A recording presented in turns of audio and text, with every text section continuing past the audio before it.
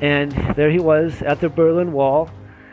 They put him up in this big bucket crane above the crowd, which was tens and tens of thousands of people cheering.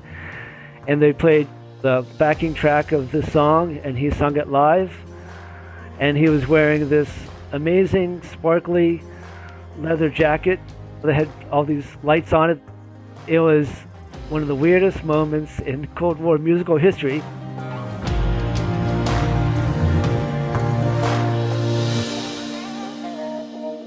Welcome to My Nuclear Life. I'm Shelly Lesher. Music is something that sticks in my head. It always surprises me that I can remember every word to a song I last heard decades before, and it conjures up emotions and feelings associated with that song or time period. So it's no wonder that songwriters and musicians have used it to process, explain, and protest nuclear war and nuclear weapons. That's the subject of today's podcast. I'm excited to have two guests with me, Tim and Joanna Smolko, the authors of a new book, Atomic Tunes. Tim is a librarian at the University of Georgia. His last book, Jethro Tull's Thick as a Brick and a Passion Play, won the Best Book on Recorded Rock Music from the Association for Recorded Sound Collections. Joanna holds a PhD in musicology and is an instructor of music at the Hugh Hodgkins School of Music at the University of Georgia. She was a contributing editor for the second edition of the Grove Dictionary of American Music. But personally, I have to add, if you grew up watching the antics of Bugs Bunny and Friends, you have to read the paper she wrote about the intersection of race and place in Looney Tunes cartoons. You would think a podcast is the perfect place to discuss music. Turns out there are a lot of copyright restrictions which prevent me from embedding the songs into this episode. To help you, there's a Spotify song list and some YouTube links on the show's webpage, mynuclearlife.com. There is one notable exception, and that's Tom Lehrer, who has released his music into the public domain.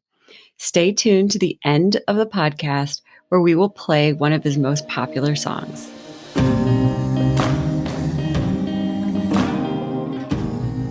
Before we get started, I wanted Tim and Joanna to explain their book, which, if you are listening to this episode on the day it drops, coincides with the release of their book, Atomic Tunes. Our book is called Atomic Tunes, The Cold War in American and British Popular Music, and it's coming out in May. We spent 7 years listening to all these songs about the Cold War, analyzing the lyrics and the music, and we go into some of the stories and how they were written and biographical elements of the songwriters and how they intersected with Cold War issues. The book is organized according to musical style. So we have 2 chapters on folk music, a chapter on country music and comedy songs and rock songs, punk, heavy metal, electronic. We're very excited about it, and you will learn a lot of fun things about the Cold War, things you never heard before.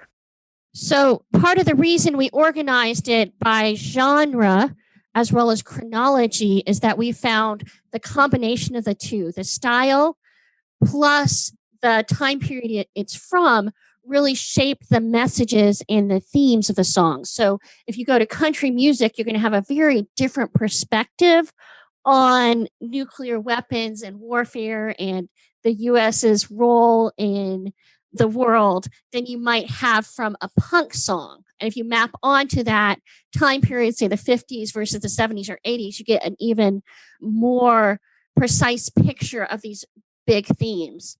And I also want to say that the book, we're not just writing it to musicologists. We try to avoid unnecessary jargon in our writing so that if you are just an amateur historian and interested in these topics, if you're a musician, if you're somebody who's studying world history, if you're studying popular music, or just are really interested in how music shapes our culture and history, this book is something that you may be interested in.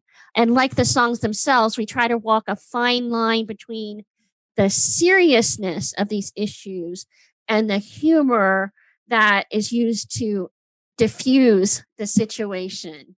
I read a couple of chapters of Atomic Tunes. I am neither a musician nor a musicologist. I mean, really, I can't read music or play a tune on any instrument whatsoever. And I found these pages extremely interesting and understandable. So, all right, let's dig into some of these topics and some of these songs. Have you been able to identify the first song ever written about the atomic bomb? Well, shortly after Hiroshima and Nagasaki bombings in 1945 in August, there were two country artists who wrote songs and a folk artist. Of those three songs, the most probing is the one by the folk artist, and his name was Vern Partlow, and he wrote a song called Old Man Adam. It's also known as Atomic Talking Blues. He was a singer-songwriter. He was in the folk scene. He lived in Los Angeles, and he had an opportunity to interview some atomic scientists because he was also a news reporter, a journalist for the Los Angeles Daily News. He decided to write a song about the bomb. He tinkered with it for a few years. By 1950, some people were starting to record it, like Pete Seeger. You can't find his original version on YouTube, but you can find versions of the song by Pete Seeger, Sons of the Pioneers, and Sam Hinton on YouTube. I found one by Sons of the Pioneers, I think is the one that's easily accessible on YouTube. The song was becoming sort of well-known in 1950, and then suddenly it disappeared from the shelves, and it wasn't heard on radio very often because some anti-communist groups put pressure on the record labels that were publishing the record that it was a communist song, and it asked controversial questions about the bomb and the future of the arms race. And so it was not only one of the first songs about the bomb, it was one of the first songs about the bomb that was censored. Things died down after McCarthyism started to die down in the late 50s, but it was hard to come by in 1950. But now it's a remarkable song. It's Partlow's original version goes to 8 verses and 8 choruses, and there's a lot of information packed in there, and it really captures the tenor of the debate on how far should we go with nuclear testing and bombs and energy, and really captures the essential questions of the debate even today. Yeah, I was surprised when I read that this song was from 1949, 1950, because he's calling for people to take action and has a lot of interesting points in the song that I didn't think were prevalent in that time period. He was asking for civilian international control of the bomb, which I thought only scientists were discussing. I didn't know it had made it to a popular song and was out in the public. Yeah. Well, in 1946, a bunch of scientists got together. Some of them were Manhattan Project scientists. This included J. Robert Oppenheimer and Einstein and Niels Bohr. They published a collection of essays called One World or None. And Partlow name drops that book in the song. And there was also a 9-minute educational film made by the same group about the future of nuclear weapons. Another phrase that Partlow mentions in the song, which you mentioned, is international civilian control of the bomb. So this brings up a whole interesting debate about should the bomb be in control of the military or the scientists or the United Nations? Should there be some international body that has control over how it all plays out? 100,000 copies of this book were published. It's really interesting how much information was disseminated about the bomb at that time, and then later on it was more hush-hush about what might happen. So Partlow is very incisive. I'm sure he read the whole book and captures a lot of what the scientists were saying in the book about the future of the arms race. When you read the lyrics to the song, it's obvious that he did a lot of research. There's a lot of facts in the song. Exactly. But I think I love the ending of the song where he says, "The people of the world must pick out a thesis, peace in the world or the world in pieces." I think that stands true today just as much as it did in 49.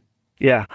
In the early 50s, the hydrogen bomb came along, and the possibility of nuclear war of massive proportions was more and more a reality. So the song becomes more relevant and prescient as time goes on, and Partlow saw the future of it in 1945 when he wrote the song. One of the most surprising things we found as we were writing the book is how relevant some of these issues have stayed.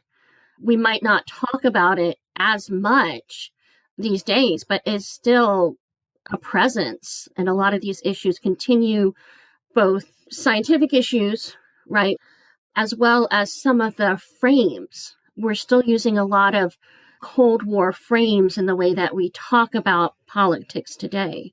Do we express ourselves in song against nuclear war or nuclear weapons as we did in previous decades? No, not at all. I think nuclear weapons have pretty much been normalized. It's not a big deal anymore. Just last week, the Bulletin of the Atomic Scientists told us that we're still 100 seconds to midnight, which means the scientists think we're in great danger of either nuclear war or environmental catastrophe, but the public doesn't seem too worried about it, and they haven't been for decades. We're not worried about it today because we have so many other problems. With our book, we're like, oh, there's still this whole nuclear weapons thing we have to worry about too, and here's all the songs you can listen to worry even more. But people are not writing songs today like they did back then. When were the periods that you would see the most songs written about these topics? It does go up and down. A lot of songs were written in the late 40s and early 50s. In 1949, the Soviet Union exploded their first atomic bomb. That made the arms race like a real thing. And then there's the Korean War. There's lots of Korean War songs. In the early 60s, the Cuban Missile Crisis, and there were a lot of songs about that. A lot of songs about the Vietnam War, even though it didn't have anything to do with nuclear weapons, and neither side ever really considered using nuclear weapons. In the early 80s, there were a whole lot of songs about the continuation and the upsurge in the arms race when the Soviet Union invaded Afghanistan and Reagan took a hard stance against the Soviet Union and greatly increased military spending and on nuclear weapons. So yeah, there's been some peaks and dips. I'd say the most songs were in the early 80s. We just found hundreds and hundreds of songs in the early 80s. Before we go into the 80s, because I definitely want to talk about the 80s, maybe because I remember a lot more of those songs. But there was a period in which there were a lot of women singer-songwriters. Could you tell me a little bit more about the female songwriters in the 60s? Yes, it definitely peaked in the 1960s, although many of them, like Peggy Seeger, continued to write Cold War songs for many decades after that. First of all of these Cold War issues, they're not happening in a vacuum, right? They're happening alongside civil rights battles. They're happening alongside women's issues, the onset of different waves of feminism. All of it we found is very linked together. So there's a couple of songwriters that I really touch on in the book. The first I'd like to talk about is Joan Baez. Many of you have heard of her, but I don't know if as many know that her father was a scientist. Really? What kind of scientist was her father? He actually was an inventor. He co-invented the X-ray reflection microscope. Absolutely brilliant. And he was actively recruited to work on nuclear research. But he was a man of conscience, and he felt like that was something he couldn't pursue. He actually converted to being a Quaker and turned down some prestigious fellowships to become a professor instead. And his influence on her growing up, I believe, was formative, both with her protests for peace, but also her value of science. That's really interesting. I know Joan Baez as a folk singer, and she's even active today, but I had no idea that she had some sort of intersection with nuclear weapons. So her first protest was actually during an air raid drill. In 1958, there was a planned drill for her high school in Palo Alto, California. Before this happened, she went home and did the math. I think she pulled down one of her dad's textbooks, figured out that the high school students were supposed to walk home. It would take her 3 miles, I believe, to walk home from her high school. And she knew that if there were a nuclear bomb dropped, there was no time for that. So she simply sat in her seat when it was time for the air raid drill. And it was pretty controversial. The local newspapers picked it up and called her a communist. but it didn't make sense to her. So she just didn't comply. And I feel like this sets up a lot of work that she did within her career. That makes sense knowing that background, but still, I'm surprised that you would be called a communist because you decided that you'd rather just stay in your high school than walk home, because why are you going to exert all that energy when you're just going to die anyway? Like, it seems ridiculous to be called a communist for that reason. It does. And yet we see some of the same language still used today, right? We see over and over that accusations of being a communist or socialist are used against these songwriters, even when they're doing things like talking about civil rights. It's a very, I think, a resonant metaphor. It's definitely a fear tactic where all you have to do is say the word and it brings up, especially for people of that generation, just a very fearful stance. It's just a way to discredit them with one word. Exactly. Exactly. Another songwriter that we looked at is Malvina Reynolds, who's most famous, I think, for her song Little Boxes that showed up in popular media. Yes. Recently. Yeah, I know that song. My husband sings it to me when we go past certain towns when we're driving around. So yeah, I know Little Boxes. So I find Malvina Reynolds inspiring because she actually didn't become a folk singer until her early 40s. Her parents were Jewish socialists, and they opposed the U.S. participation in World War I. And later on, they also were involved with civil rights issues, and they were attacked by the KKK, who came to their house and attempted to kidnap them. And this was a formative experience for Malvina Reynolds, even though she was in adulthood at that point.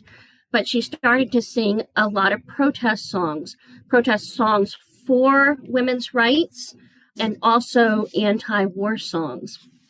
One of the things that she participated in, which is something that I wish that had more attention on right now, is the Women's Strike for Peace movement. I want to take a minute to describe the Women's Strike for Peace. In 1961, around 50,000 women in 60 cities marched to end the test of nuclear weapons. The root of these marches were in the traditional female culture and motherhood, as the majority of these women were from middle-class households and were married with children. They were able to rally around the dangers of atomic testing and strontium-90 because of a large citizen project called the Baby Tooth Survey. In this project, mothers were asked to send their children's baby teeth to the Washington University School of Dental Medicine to determine how much strontium-90 accumulated in them. It was found that the fallout from weapons testing fell on areas east of the Nevada test site and accumulated in the teeth of children. Since strontium-90 has the same behavior in our bodies as calcium, it is nicknamed the bone seeker, and its presence in our bones can lead to bone cancer and leukemia. There was a woman, Dagmar Wilson, who was a children's book illustrator, and she was appalled by this, and she just started to gather up a following of women who were making phone calls, writing letters, and eventually women's strikes in several cities to bring attention to the nuclear testing that was happening and poisoning the groundwater. Malvina Reynolds wrote a song specifically about this called What Have They Done to the Rain? And it was actually covered by Joan Baez, who called it the gentlest protest song ever sung. The actual protest wasn't gentle, right? The words were really powerful, but it's almost has a lullaby quality to it. And it is from the perspective of a little boy who is a downwinder. These elements would get blown downwind and sometimes affect the places downwind from the actual testing sites more than the actual testing sites, amazingly enough.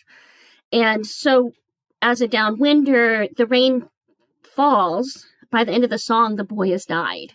It's a very tragic song, but beautiful melody. So the melody definitely doesn't coincide with the words that are being sung.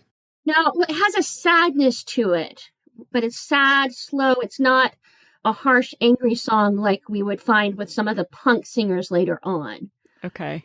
But the work that she did and the other women who are working with this Women's Strike for Peace movement, including Joan Baez, it led to the signing of a treaty between the U.S. and the USSR, where they promised not to test nuclear weapons above ground or in the water. So Khrushchev and JFK signed that, I believe it was in 1963. Yeah, 6 weeks before Kennedy was assassinated. I believe it also covered in outer space. Yeah, right. Space as well. Wow. Were these women also called communists for marching on Washington and requesting for them to stop destroying the land and poisoning children? Yes, they were. So as part of that, these women were called before the House Subcommittee on Un-American Activities. Wait, so exercising their legal right to protest was un-American? That's how it was being framed. However, the press had a heyday with this. They were Women's Book Illustrator. These housewives were being called before this trial. And it was one of the things I believe that led to House Subcommittee on Un-American Activities losing popularity because it was just seen as ridiculous. That is pretty ridiculous. Malvina Riddles actually wrote a song called the HUAC that parodies what happened to these women. I think that one of the amazing things that they did is they started this huge letter writing campaign. And they were not just writing to Khrushchev and John F. Kennedy. They were writing to their wives as well, saying, hey, women, you better stop your husbands from doing this because it's affecting other women. It was very successful and was given credit for the treaty that was signed. That's a great idea. It was successful. It worked. And that kind of letter writing, I think, is very reminiscent of the work that Amnesty International did with writing to different dictators who had political prisoners. And Joan Baez was responsible for initiating several of the chapters of Amnesty International, especially in the Southwest, I believe. How does music from the Women's March connect with music from marches today? That is a great question because Malvina Reynolds had a daughter who also became a musician and worked with people in protests and was part of a group called the Acapellas. And the Acapellas sing at protests, especially associated with the Occupy movement, and they still work to train up singers how to use music within protests.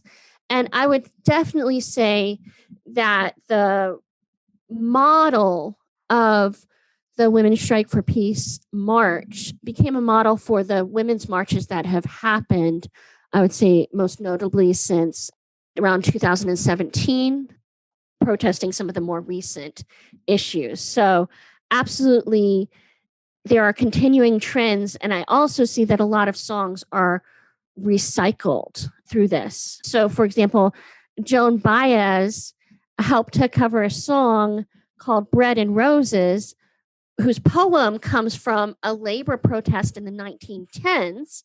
And this song is picked up and used oftentimes in things like YouTube videos that are depicting what's happening in the women's marches of today. So you have this wonderful continuity of the labor strike and this beautiful song about how women are not just looking for daily bread, but also are looking for the chance to experience beauty and not just have their whole life dedicated to labor. In the 1910s, we know about the terrible working conditions in the factories, for example.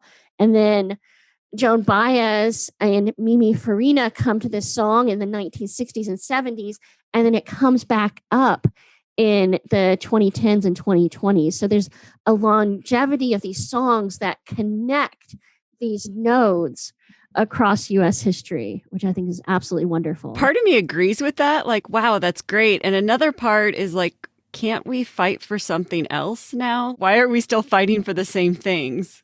Absolutely. Absolutely. And we were talking about the framework, the phrasing, the rhetoric that is used today is often reflecting the same rhetoric in the 1950s and 60s. I would say part of the reason it does is that we're still working on some of the same difficult, thorny issues. Yes, absolutely. We have these powerful women songwriters during the time who march in the Women's March, but there's also a period of time in which women are powerful in a different way, right? There's a lot of women and radiation in songs, right? Yeah, unfortunately, these are some of the most hideous songs ever written, ever heard, ever recorded. So we'll have them in the book if you're interested in listening to them, but many of them are quite crass because in the atomic age, a lot of people had a spotty, incomplete understanding of what radiation actually does to the human body. There were a lot of atomic bomb tests that were shown on TV or in film reels, but they were from a great distance. And the footage that came out of Hiroshima and Nagasaki about the bomb victims there was censored. So this led to sort of a fantasy about what atomic power and what radiation can do to humans, from the first bomb test. It wasn't just entertainment for adults. There's a whole industry of nuclear-themed toys for kids. There was a game called Uranium Rush. There were like fallout shelter cutout books and atomic disintegrating pistols and atomic energy kits. So there's this whole culture around atomic energy, and this also led to a lot of songs being written. So what time period are we talking about? We're talking about the late 40s to the early 60s. Thankfully, the Cuban Missile Crisis ended well. I think it woke people up about the real dangers of, truly the dangers of nuclear war. And then this type of fantasy about atomic energy sort of died down in the 60s. But all through the 50s, you had all these crazy songs being written about women who were bombshells because somehow they didn't make it into the fallout shelter and they grew a third arm, or they have mushroom clouds exploding from their mouths and gamma rays coming out of their eyes. So you have these really crass songs. Oh, is that where the term bombshell comes from in describing a woman, even today? I've looked into that. I'm sure it had a lot to do with it, but I couldn't figure that out for sure, if that term came from comparing women to bombs. So you have songs like Radioactive Mama, Fallout Philly, My Radiation Baby, B-Bomb Baby, Atomic Baby, Atom Bomb Baby, Your Atom Bomb Heart, Fujiyama Mama, and it goes on and on. Were they popular? Somewhat. They never really made a dent on the charts. They were sort of novelty songs, comic songs on like smaller labels. None of these were like mainstream hits. And they were sort of lost in time until a decade ago when YouTube came along and all these old 45s were being unearthed and then digitized, and now you can find everything on YouTube. If I would have written this book 20 years ago, I would have never found any of these songs. It would have been very hard for me to find these songs. Wow. There's another category within that category of the bomb shelter as a makeout pad. So you bring your best girl down to the bomb shelter. Sexist in its own way as well. I never even thought of that, but of course, why not? Yeah. You sent me a document with pictures of a lot of different kids' toys at the time. And I have to say, my favorite by far is Little Lizzie's Fallout Shelter Playhouse. Yes. I want this playhouse. So to describe it to our listeners, it is a dollhouse, but it is underground. There's literally dirt on top and on the sides and on the back. So it's completely underground. You can get weapons and treats and staple foods. And it says, create your own nuclear family. Oh, I know. It is amazing. I would love it. I would love to get this. And it looks big unless the girl is very small. It would be amazing. This total journey of writing this book, both of us have found many strange, weird, disturbing things about American history. And it's all sort of a commentary on the fact that we never experienced nuclear war here. I don't know much about Japanese culture and what played out there, but I don't think there's these type of things in Japanese culture in the way it flourished all the rest of the world. It shows the frivolity, the innocence, naivete about the real dangers of atomic weapons. It's also a way to deal with it, make fun of it. And there's a lot of comic songs about the Cold War and nuclear weapons. It also shows the naivete of all of us about what we're dealing with. It also shows the way that information was withheld from ordinary people. There's governmental pamphlets that absolutely downplay the dangers of nuclear radiation. Do you find songs like this in other countries, or is it kind of an American phenomenon? Well, we focus mostly on American and British songwriters, and to some extent, we talk about Kraftwerk from Germany and U2 from Ireland, some Australian bands. We did not go global with this because this is too much. We found quite enough just from American and British songwriters. So I cannot answer that question. Who knew you could say there are too many nuclear songs? Yeah. So I want to go back to the second time period that you talked about. You said there was a flurry of, well, you might not have said flurry. You said there was a lot of songs in the 80s. Yeah. This is the time period where communism was dying down a little bit. Do you think that this music influenced the popular opinion on nuclear disarmament in the U.S.? I think it did to some extent. In the late 70s, there was a lot of talk about Russia has more missiles and bombs than we do. President Reagan got on this, and he greatly increased military spending during his first term, and England did also. So there was a lot of talk about MIRVs, these amazing nuclear weapons where one missile holds 12 missiles, and they can float in the atmosphere and aim at different places. Like one bomb can shoot 12 bombs. All this was coming in, and when news got out, especially the British punks and the British heavy metal artists started to write a lot of songs, and they joined up with the campaign for nuclear disarmament, and they started playing at protest rallies. It was mostly the punks that wrote the majority of these songs. There was some mainstream rock performers and some heavy metal, but the punks just went crazy. It was like this whole subculture of some bands, that's all they wrote about was nuclear weapons. So who were some of these punk groups? There was one called Crass, another called Discharge, Dead Man's Shadow. That's a great name for a band. Dead Man's Shadow? You can, exactly. I mean, they must have just wrote nuclear songs. Yes. This is a period when Brezhnev was still in power, then he died, then you had Andropov.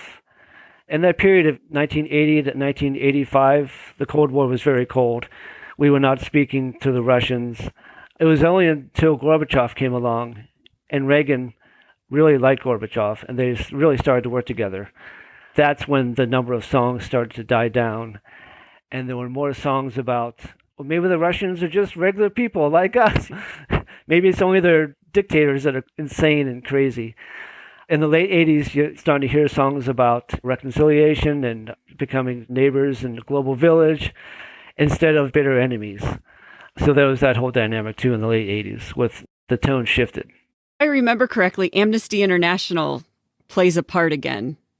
In the late 80s, they had the Human Rights Now tour, and there were a number of rock musicians, people like Sting, Bruce Springsteen, Bono, Tracy Chapman, as well as some folk musicians, Joan Baez, who came along for parts of the tour around the world to bring attention to human rights violations.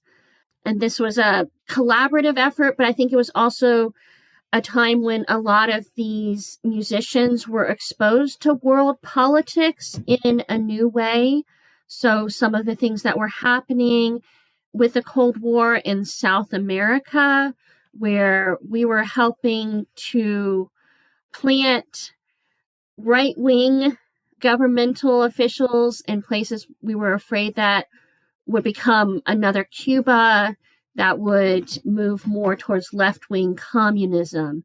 Their exposure to that led them to write songs about specific things that were happening in these areas.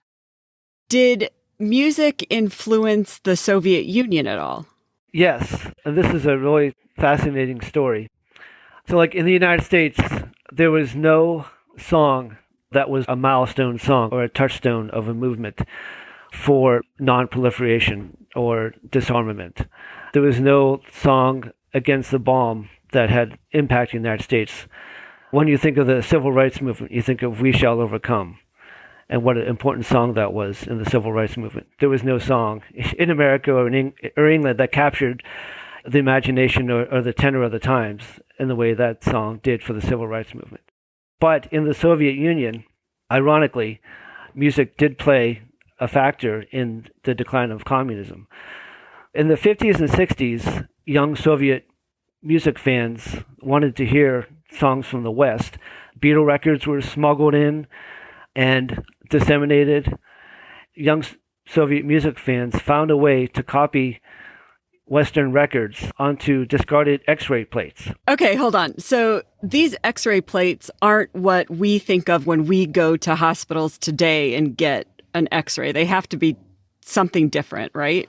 Yeah, well, they would go around to hospitals and just dig through the bins for discarded X-rays. I'm not sure what material they're made from, but they were close enough to vinyl that you could actually... They also made these lathes where it would copy the groove on the record and make an exact copy of it onto the X-ray plate. So the X-ray plate became the record. Oh, okay. I get it. I was trying to figure out what that would look like, but the X-ray actually became a record. Yeah, so just imagine how cool this is. You have this X-ray of like bones, the interiors of Soviet people. You don't know who they are. It's just like bones, like a skull. But it's a rock record also. I mean, this must have been so cool. You know, it's pretty like cool, yeah. Your average 20-year-old who loves music. So it created this whole underground culture of, they were called records on bones or X-ray records, where they would be traded, and it was all kept underground.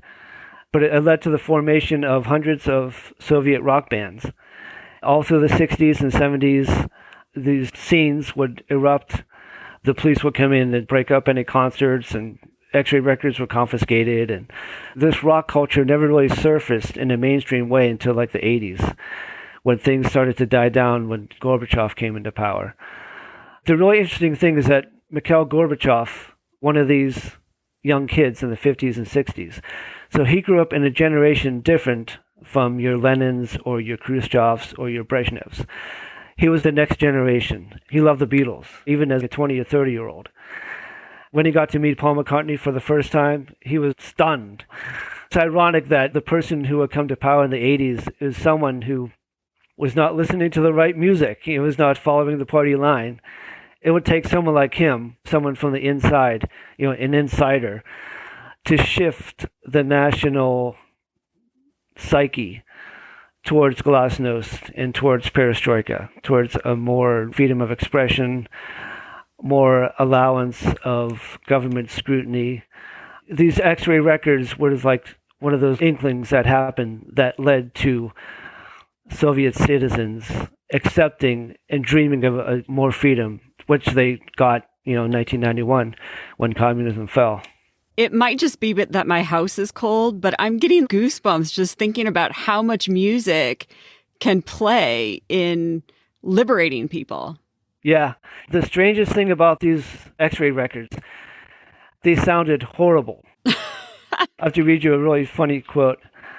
A Soviet record collector, his name was Kolya Vazin. He described the sound of these records as, quote, listening through sand. It was like you had music playing in one ear and someone crunching biscuits in the other. So they were very scratchy, they skipped, It was like all this surface noise, but it was still, they heard the electric guitar and the drums and the bass and the singing.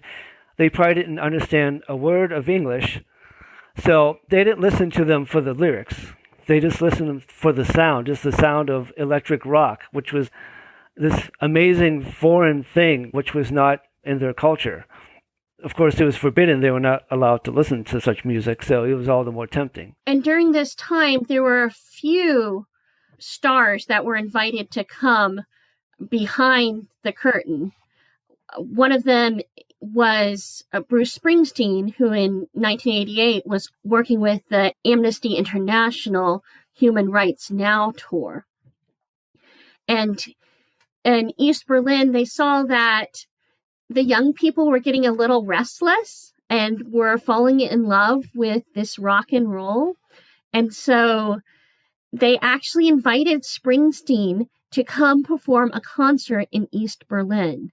And there were hundreds of thousands who attended. They actually don't even know how many attended because people just walked right by the ticket booths and filled up entire field. Some people think there might have been as many as 300 to 400,000 people there. Wow. And it was a touchstone moment. One of the songs he sang, which was also a huge part of the Amnesty International tour, was Bob Dylan's song from the 1960s, Chimes of Freedom Flashing, which if you go through that, it's a very dense, beautiful song. But if you look at the lyrics, it is about all of the people who are forgotten or who are oppressed or pushed down. And as part of his concert, he wanted to read a statement before singing this song. Part of the statement was he dreamed of the day when all walls would be torn down. And his translator said, no, you absolutely cannot say that at this time and place. So he changed the word in German to barriers. I dream of the day when all barriers will be pulled down. And he read this in German. So it was this beautiful moment. And I would say that even though we don't have a specific song that became an anthem in the U.S. specifically about nuclear weapons and warfare, there were a couple of Bob Dylan songs that, though created in one of these earlier periods, became touchstones during this time. So Chimes of Freedom Flashing is one of these songs, but also Bob Dylan's I Shall Be Released became an anthem of the Human Rights Now tour. And both of those are resonant with these big picture human rights, value of freedom, and I think were really wonderful touchstone moments as they were recycled from their original context. And I think a lot of our listeners would definitely know who Bob Dylan is. Or if not, they need to go check Bob Dylan out. Absolutely. There's an obscure little song by Bob Dylan I'd like to touch on for a moment, and it's his response to the bomb shelter. So in his chronicles, he talks about living in this small town with his family, and there were door-to-door bomb shelter salespeople who would come and try to talk people into building a bomb shelter. And his entire community said, well, if I do that, what will happen to my neighbors? Like, this is going to cause such bad blood between us. If I have a bomb shelter just for my family and my neighbor comes knocking and I say, so sorry, we don't have room. The beautiful song is called Let Me Die in My Footsteps. And the chorus is, let me die in my footsteps before I go down under the ground. In many ways seems like a response to Woody Guthrie's This Land Is Your Land, because he talks about the beauty of nature and walking above ground rather than burying yourself below ground while you're still alive. And it's just resonant with all of these metaphors. Gorgeous little song.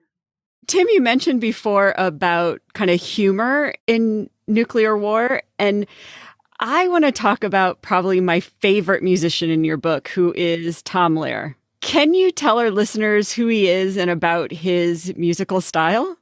Yeah, sure. Tom Lehrer, he's considered to be one of the greatest musical satirists in the 20th century. He's still alive. He's over 90. He began writing his songs when he was a student at Harvard University in the 1950s.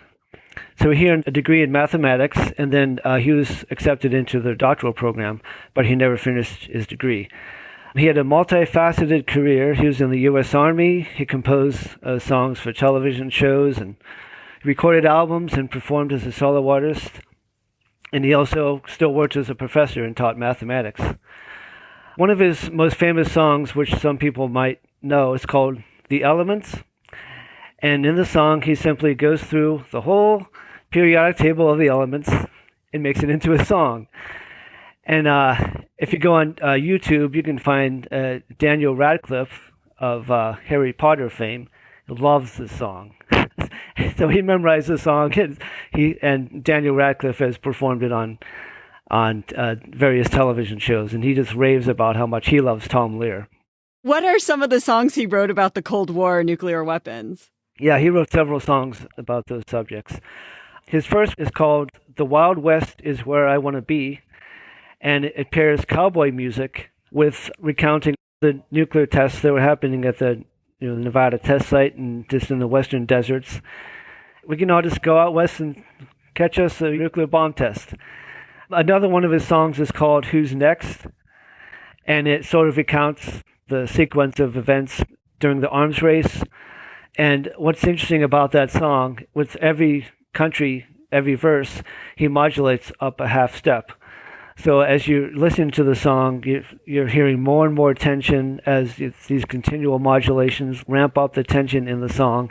And it really reflects well how complicated things got very quickly as soon as 8 or 9 countries got the bomb. First we got the bomb, and that was good, 'cause we love peace and motherhood. Then Russia got the bomb, but that's okay, 'cause the balance of power's maintained that way. Who's next? France got the bomb, but don't you grieve, 'cause they're on our side, I believe. China got the bomb, but have no fears, they can't wipe us out for at least 5 years. Who's next? Then Indonesia claimed that they were going to get one any day. South Africa wants 2, that's right. 1 for the black and 1 for the white. Who's next? Egypt's gonna get one too, just to use on you-know-who. So Israel's getting tense, wants one in self-defense. The Lord is our shepherd, says the psalm, but just in case, we better get a bomb. Who's the next?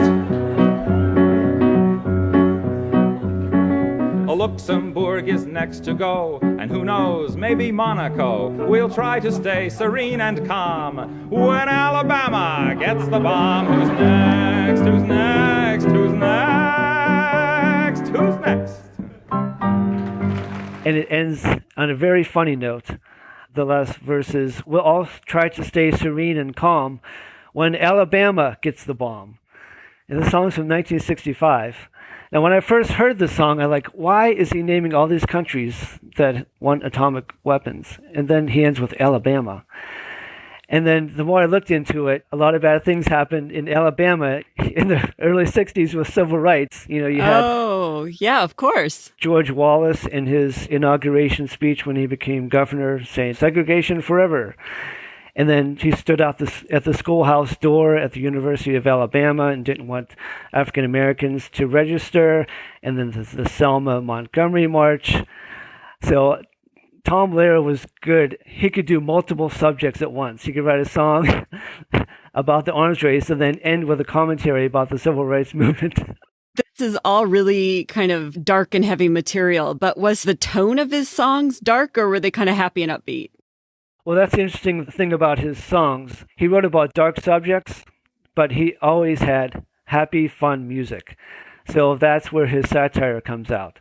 One of his most famous Cold War songs is called We Will All Go Together When We Go. That, by the way, is my maybe all-time favorite song. I will just dance around the house to that song. Yeah, it's sort of a sardonic celebration of we're all going to die in a nuclear war. Isn't this awesome? So it starts out like in a minor key and like a very slow tempo, like a funereal mood. He starts singing about how sad funerals are, how sad it is when someone dies. But then when he starts talking about the bomb, it goes to a major key.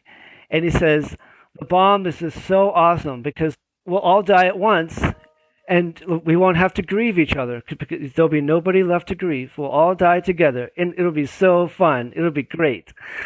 He uses all kind of crazy metaphors to describe people burned by radiation, charred steak and barbecue. And it's a horrible, funny song.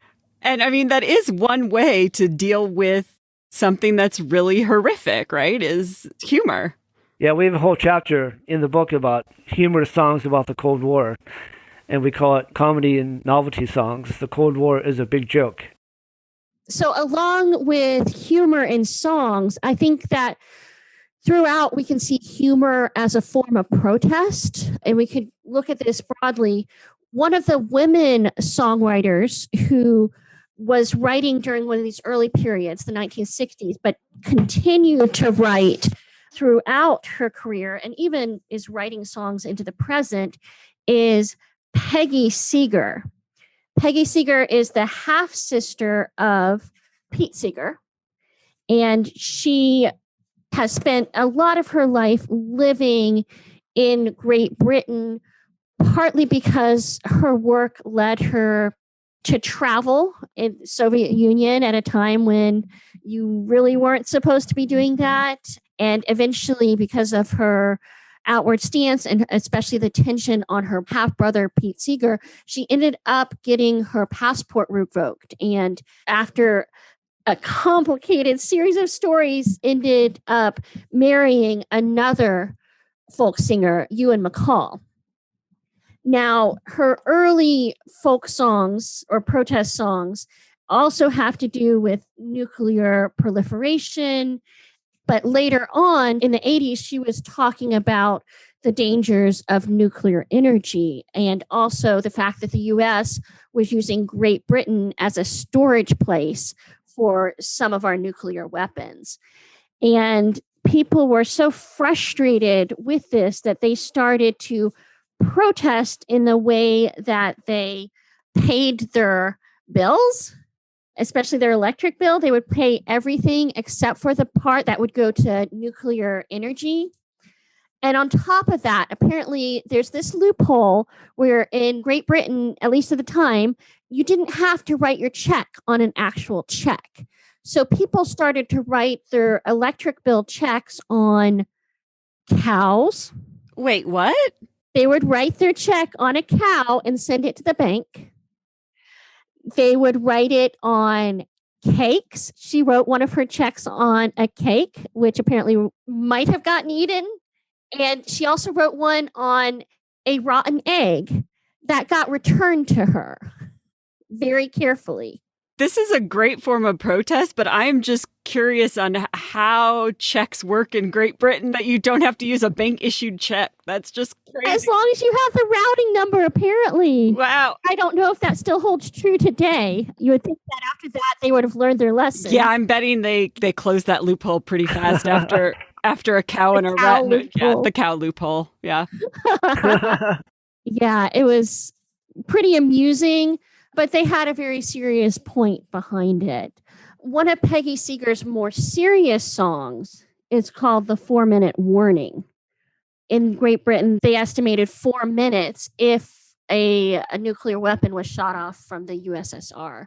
And it deals with the fallout, the point of entry, and then as the nuclear fission spreads, right? She counts down the minutes and what's happening, naming all of these areas in Great Britain that are slowly dissolved under the force of the nuclear weapon. And she states that the song is to be sung in exactly 4 minutes. That is depressing. It is very depressing. It's a very grim song. So she had both of those people in her, this person who could write this very humorous protest stuff, as well as very grim, direct looks at what the actual effects will be. I was just thinking that we didn't think we had a lot of time with 7 minutes. Right. But the UK, I didn't realize, had 4 minutes. That's not enough time to do anything.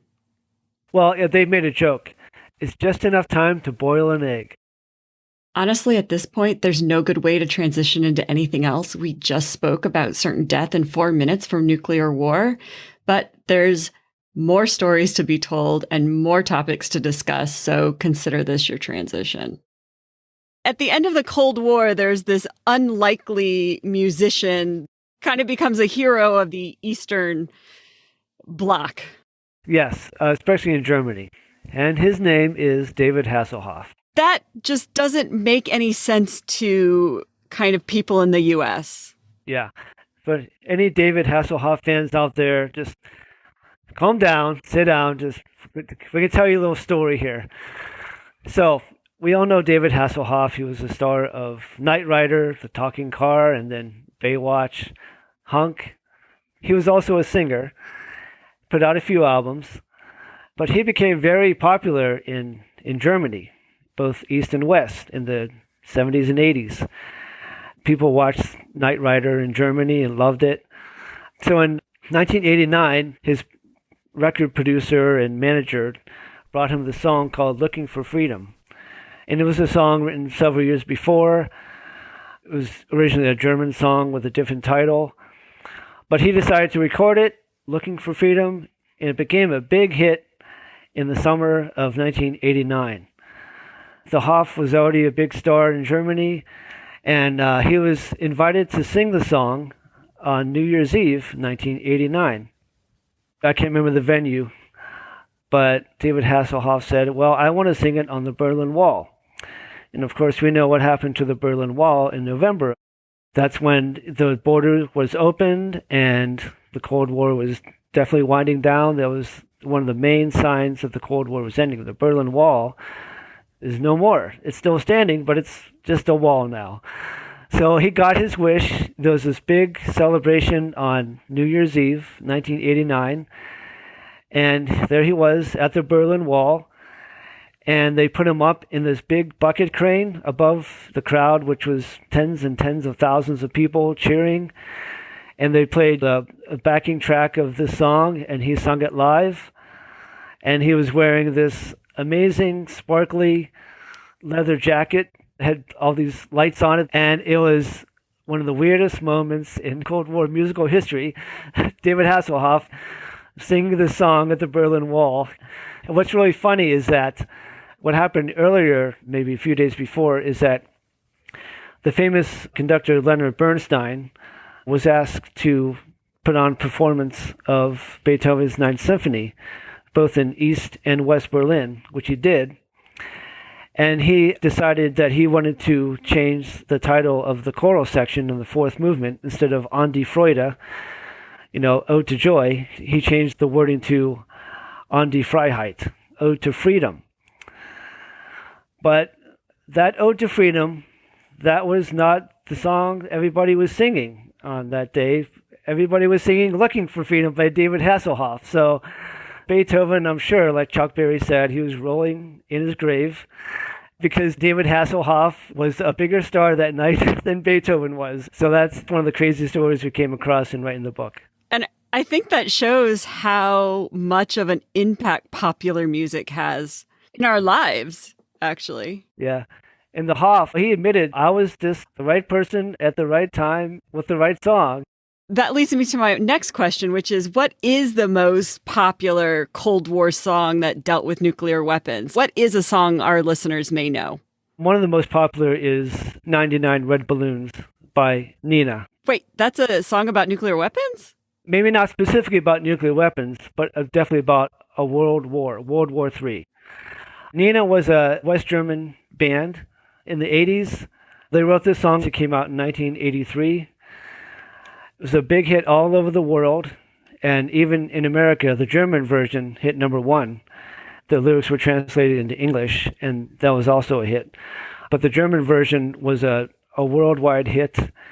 It's a really concise retelling of what might happen if someone makes a bad call on like a red alert or a possible launching of a missile. So the song starts out about telling about we have some balloons and we're just going to let them fly into the air, and someone in some missile base sees them and says, "Oh, what are these things? Better call my superiors." And the superiors look at it, "Oh, wonder what those are. The foreign missiles? I better call the president." And it just goes right up the chain of command. And the president sends out some 99 jet fighters. And the jet fighters see, "Oh, it's just balloons. But we're going to shoot them down anyways, just because here we are, might as well shoot them down."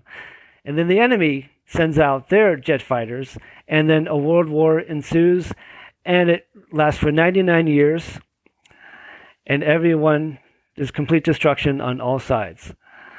And then the song ends where the singer is just walking through the ruins and finds a balloon and lets the balloon go. So the song is about false alarms. I had no idea that that's what the song was about. I think everybody just kind of knows the refrain and knows that it's a catchy tune. I don't remember ever actually listening to the lyrics. How does listening to music help us understand the Cold War time period? I think listening to these songs helps us to see things from the point of view of ordinary people.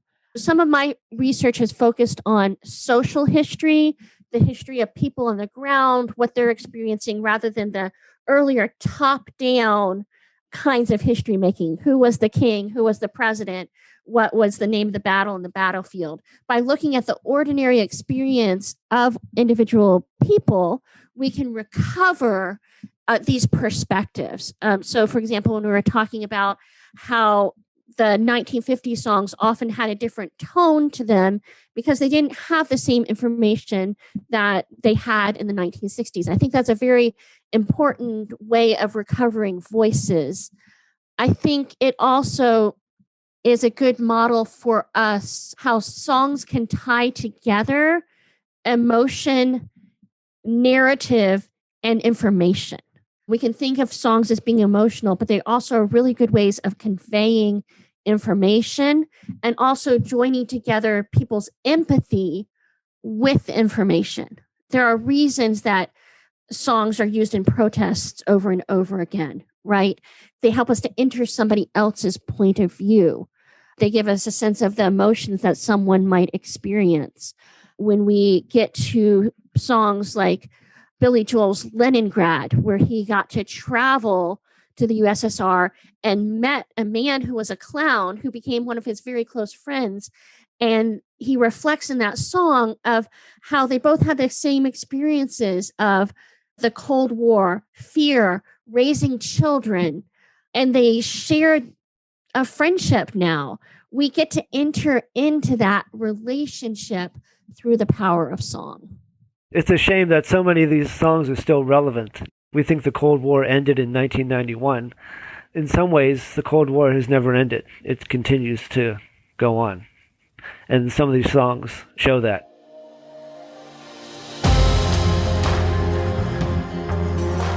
Thank you for listening, and thank you to Tim and Joanna. It was a lot of fun talking about music with them. And as always, thanks to Lexi Weghorn for her help with this podcast. You can access the Spotify song list and YouTube links on our website, mynuclearlife.com. For bonus content, find us on Patreon, and make sure you share us with a friend. I'm going to leave you with my favorite Tom Lehrer song, We Will All Go Together When We Go. Join me next time. I'm Shelly Lesher, and this has been My Nuclear Life.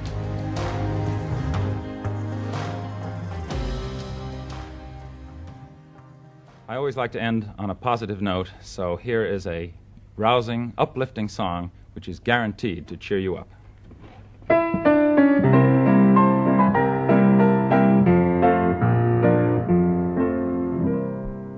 When you attend a funeral, it is sad to think that sooner or later those you love will do the same for you. And you may have thought it tragic, not to mention other adjectives, to think of all the weeping they will do. But don't you worry, no more ashes, no more sackcloth, and an armband made of black cloth we'll someday nevermore adorn a sleeve. For if the bomb that drops on you gets your friends and neighbors too, there'll be nobody left behind to grieve, and we will all go together when we go. What a comforting fact that is to know. Universal bereavement, an inspiring achievement. Yes, we all will go together when we go. We will all go together when we go, all suffused with an incandescent glow. No one will have the endurance to collect on his insurance. Lloyds of London will be loaded when they go. We will all fry together when we fry. We'll be French fried potatoes by and by. There will be no more misery when the world is our rotisserie. Yes, we all will fry together when we fry. We will all bake together when we bake. There'll be nobody present at the wake. With complete participation in that grand incineration, nearly 3 billion hunks of well-done steak. We will all char together when we char, and let there be no moaning of the bar. Just sing out a Te Deum when you see that ICBM, and the party will be come as you are. We will all burn together when we burn. There'll be no need to stand and wait your turn. When it's time for the fallout and St. Peter calls us all out, we'll just drop our agendas and adjourn. We will all go together when we go, every Hottentot and every Eskimo. When the air becomes Uranus, we will all go simultaneous. Yes, we all will go together when we all go together. Yes, we all will go together when we go.